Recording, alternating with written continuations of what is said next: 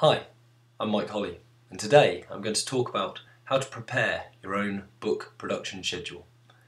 As I've said before, in order to be a writer these days, you have to run your operation as it were a real business. You can't afford to just write anymore. You have to be a businessman and an entrepreneur as well.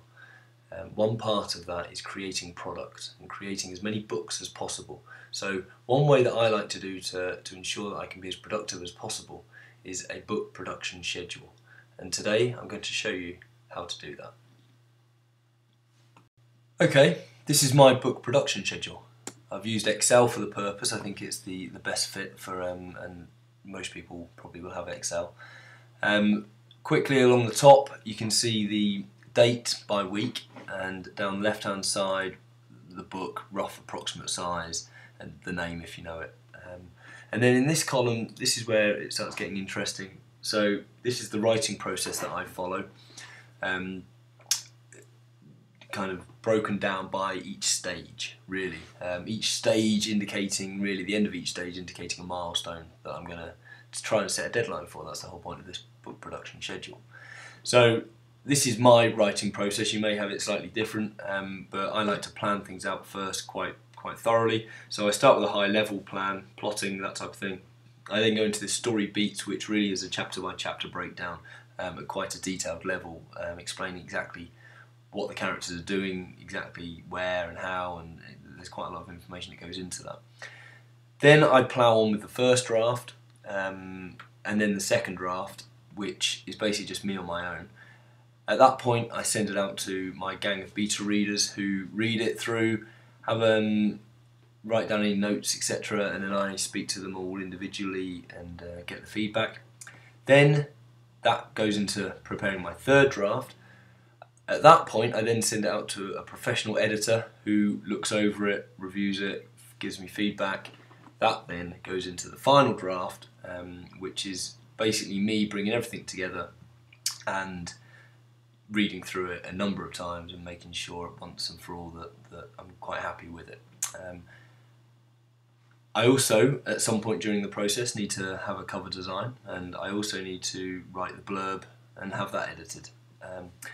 And then once all of that's done, I can then publish it, and then I can move on. Okay?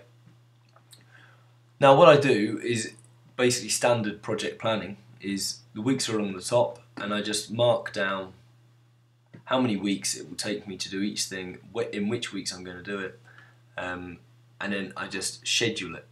And you can see I've used red and blue. Red is my time, blue is someone else's time.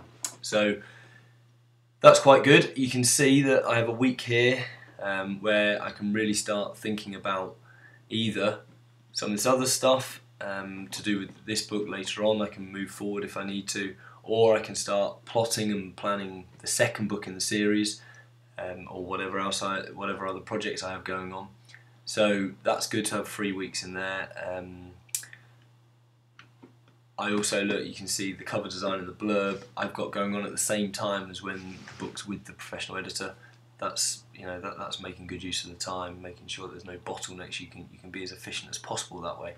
And then you'll see this big green bar that's coming right down. The reasoning for this is that my children's school holidays are in this week, so I know that pretty much I'm not going to get too much done, because apart from writing, etc., I also have childcare, like most people do, in the holiday time. So that week indicates to me that I'm probably not going to get too much writing done, which is quite handy because blue means it's away with the editor. So that's it looks like it's been planned beautifully. And then publishing's there. And then what I have is I have a load of books coming down this column, and then the dates will go right through until the end of the year. And really I aim for just book 1, book 2, book 3, book 4, book 5, and it just goes on. It goes on and on and on. I think in order to be a writer and to try and make it successful as possible, you need to have as many books as possible, and there's no shortcut to that. You have to churn those books out, and so the more productive you can be and the more efficient your process can be, the better for you.